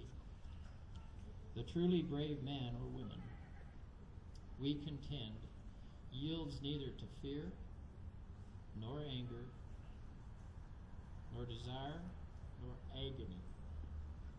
He is at all times master of himself. That's what it takes to be a hero. Those young men and women whose names were on that side. And I heard it from a man that was in a foxhole. He was scared. But he rose above the fear to stay there. And we have to do the same. We have to do the same. We have to. Someday, somebody will look back on our time and say, thanks God for those few people that stood firm. No matter what other people do, no matter how much they say about you, let the dog bark. This caravan is moving on. And every time we have one of these tea parties, you got an obligation.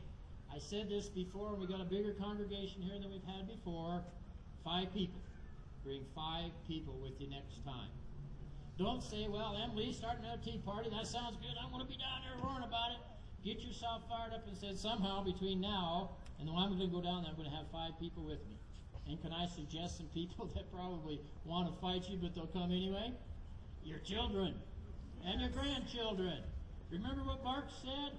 Give me the minds of your children and I will control your nation. You control or help your child to control their own mind and be the master of themselves by values and principles that are true and real. And God bless you. Thank you for who you are. I give to my love. And let's keep on with rolling with this matter, okay? Hallelujah.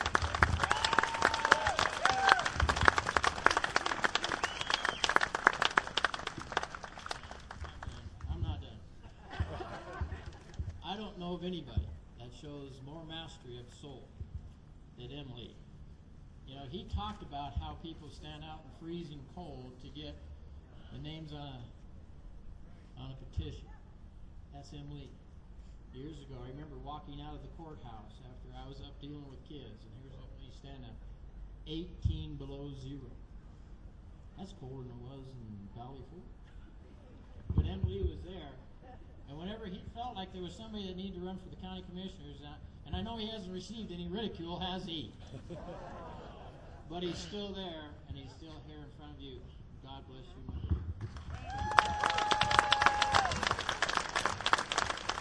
Very humbling to serve the 90,000 people that I claim that you are my bosses because I am a servant to you. I wanted Lynn Hutchins to come. We're often accused of being racist. I love Taylor Haynes, don't you? I love Lady Lynn Hutchins. She wrote a note here. Sue's going to read it. If you want to talk a little bit about Common Core, that's fine, because this lady's been fighting that fight against Common Core that will absolutely federalize our educational system. Thank you for coming and reading it.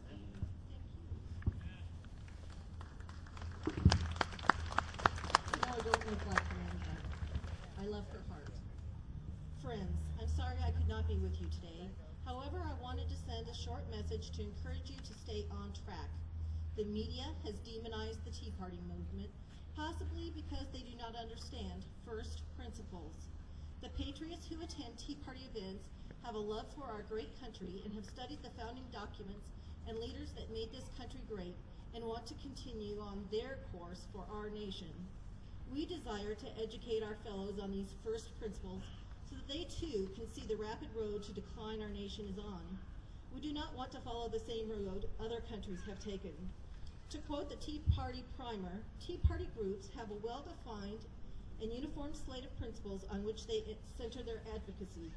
First, essential liberty, restoration of the constitutional limits on the government and judiciary, promotion of free enterprise, national defense, and traditional American values. We want our elected officials to stand firm and follow the supreme law of our land, our U.S. Constitution. We want our elected officials to follow our oaths of office. We also want them to listen to us when we call or write. We want them to do the right thing. We want leaders to be filled with integrity and good character. We want leaders who understand they're responsible to we, the people. How simple is this message? How non-threatening. Why would anyone want to move away from those principles which made us great to a system that will only lead to our demise? Remain in prayer for our leaders and nation. Keep being the type of citizens we can all emulate. Let us never give up on truth. Representative Lynn Hutchings.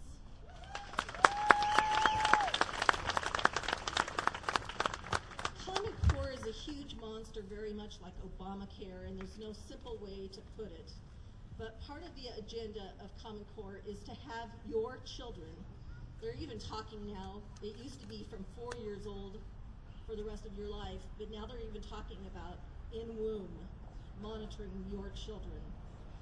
Part of that is making sure that your kids are in school 95% of all times possible, no matter what. I am a former educator, and this makes me nauseous, and I don't understand how anybody could do this to our children. There's a situation going on in Wheatland right now that is tied to this.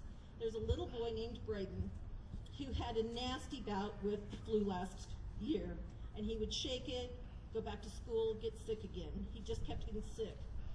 And his dad needed surgery, and he missed 20 days of school, but they were all excused. He made up all his work. He had an above average report card, and they slapped his parents with a subpoena, and they had to go to court. And they put this little 9-year-old boy on probation, adult probation. They can do urine samples if they want. He's 9. They're also threatening to put charges on his parents because his mom was upset and went to the media. So they are targeting this family. Other families were also taken to court, and some of them deserved it. They just let their kids stay home, but that's not the case with this family. And they have huge legal fees. It's just wrong, and we're trying to help them. And so we are taking donations for attorney's fees if you have the heart to help this family. Thank you.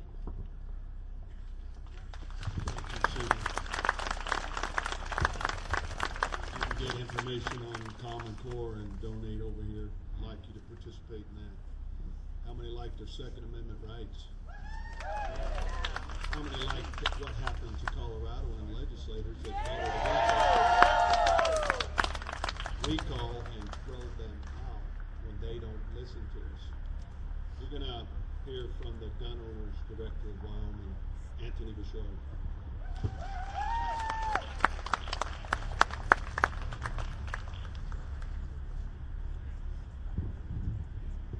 Hey, one thing I want to mention is that Emily's been carrying the water for quite a while, and then he gets into office and he's swimming upstream.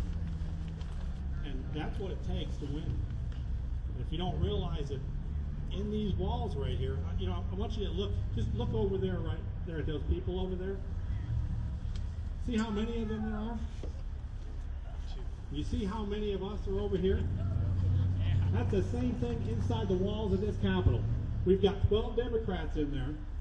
Out of 90, all the rest are Republicans that are voting against our gun rights, against fiscal issues. They raised the fuel tax because they thought it was a great thing to do. So understand, unless guys like Emily run, sorry, let me move away from the speakers. Cindy Hill has exposed a lot of things that have happened in there. And understand, when you see somebody lobbing darts at someone, that's the one who's leading.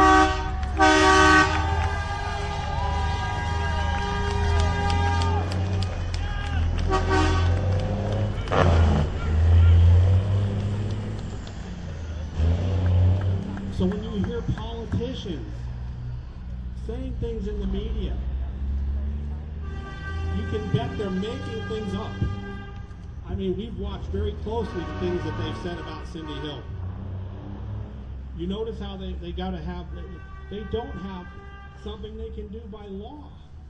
They can't go down to the prosecutor and say, let's do it. So they made their own cabal up inside of there to do it. And the reason that I'm talking about that is they do the same to me. They call me names. The latest string of attacks coming out of the Speaker of the House is he's saying that I'm doing this for a lifestyle, that I'm trying to raise enough money for myself. Well, I can assure you that we have never recouped the 40,000 pieces of mail that we did when we pushed to pass permitless carry in this state. Yeah. So that was 2011.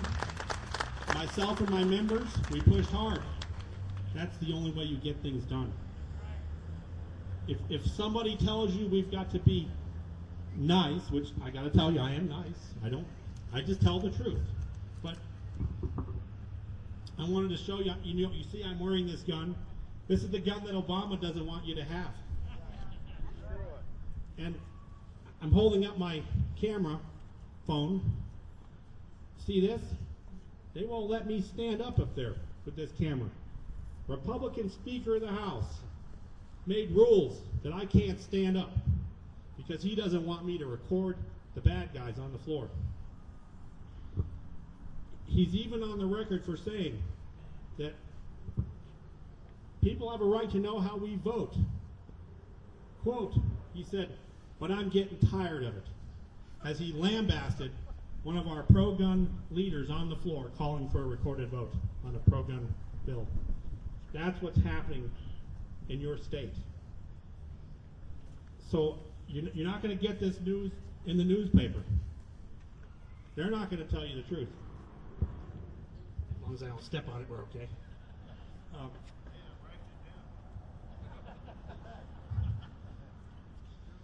So anyway, I want you to think beyond what you see in the media. Think about what's really happening in here. When you've got 90 people and only 12 of them are Democrats, and all the rest of them profess to be freedom-loving politicians, and in fact, they're voting against freedom, they're voting for bigger government, they're voting for more taxes. And understand that it's a tough fight to swim upstream. Emily, Cindy Hill, think about what they're doing. Think about how hard it is to be the only one swimming in the other direction. And that's something that we have done since we started. So we actually, applaud the actions of people in office that work against the establishment. But don't take what I'm saying for granted. Some of you people out there need to run for office. You need to say, I'm tired of it, and I'm going to do it. Does anyone know that I ran for a Senate seat? Does anyone know about that? Yeah, I lost by 42 votes, and that's because Republicans don't show up at a primary. So what happens is they said, okay, we're going to let this big government paxer anti-gunner stay in office. So I'm telling you, not only to vote during the primaries, but also to run for office. They're going to keep doing what they do. And understand, I was outspent 2-1, but he's never had a campaign like I ran against him, because I told the record, we have to expose them. They're like cockroaches when you turn the lights on, and they don't like it, and that's why they come out fighting so hard. But when you see that fight, know that it's a real fight. That these guys are the bad guys, the ones that are calling either a Tea Party conservative or a gun owner or someone who's saying no to Common Core. They're doing that now. You saw that they arrested someone for mentioning Common Core at a meeting in Virginia. They will use the violent force of government, police, to say you can't have your way. And understand, even in this Capitol, and I don't want to go on too long, Emily, but in here, there were people that were praying in small groups, and the Capitol Police came up to them and said, you can't do that in here. Well, I thought this was America, didn't you? Why is it happening here? And why is it happening where we have all these Republicans? So, anyway, stop listening to what a politician says, even here. Watch what they do very closely. And I'll end with that.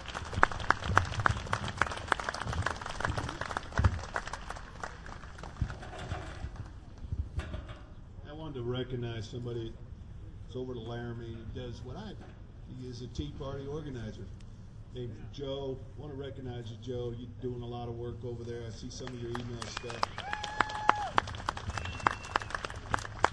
This is a very hard series of acts to follow. I didn't come here to speak, but just a little bit about my background.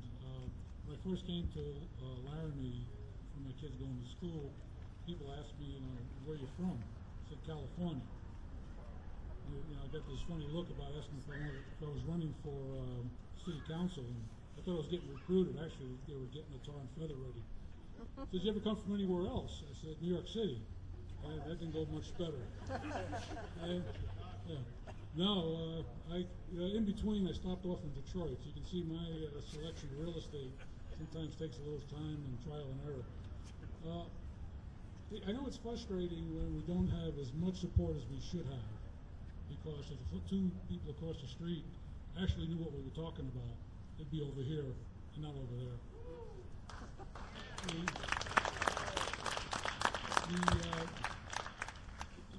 In the past 4 years, I went from basically mine-dead citizen that voted every couple of years, 2 years, 4 years, never missed election going back till I was 18. And thought I was doing my duty and went back to sleep. And then I got involved with the Tea Party. Now I'm in charge of it.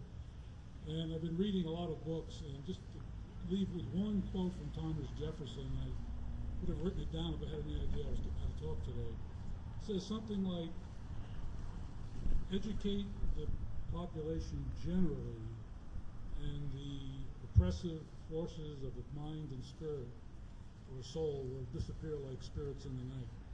If everybody in this country knew what the Constitution actually said, or at least knew what it meant, just the spirit, this problem, overnight it would disappear. We would no more accept what's going on than if we woke up and found someone in our home, helping themselves to our belongings, or sitting in our car, or annoying our children, but we simply do not understand that we are in charge of this country. We have let it go on for 100 years. I thought I was the only one that had fallen asleep at the switch in high school, but then I'm one of the young guys in my group, and people that are in the 70s and 80s saying they've learned more in the past 3-4 years of the Tea Party than they ever learned in high school, and that's when our high schools are still pretty good. So God bless America, keep up the fight, and they said try to bring out as many people as you can and educate, and keep these people scared. Thank you. You need to help Joe Arpaio down there in Maricopa County. Maricopa County, Joe Arpaio needs your help. Believe me. First Amendment rights being exercised right there. I wanted to meet this lady here. This is my Tea Party czar. First, she just moved here. Betty's her name. Folks, we have 60 new people signed up for the Tea Party. Over 300 people showed up today, just so the media gets it right. I just want to let you know that I'm on call for liberty. I don't say much, but I'm willing to do a lot. And this is a revival. This is amazing. I'm so glad to be a part of it. Thank you. Right on, guys. Remember, do your homework. You go after these guys as much as you go after the Democrats. Let's get out and vote and take back our country. Thank you for coming. Thank you for holding those signs all this time. God bless America. God bless this state. God bless this county. Thank you for coming.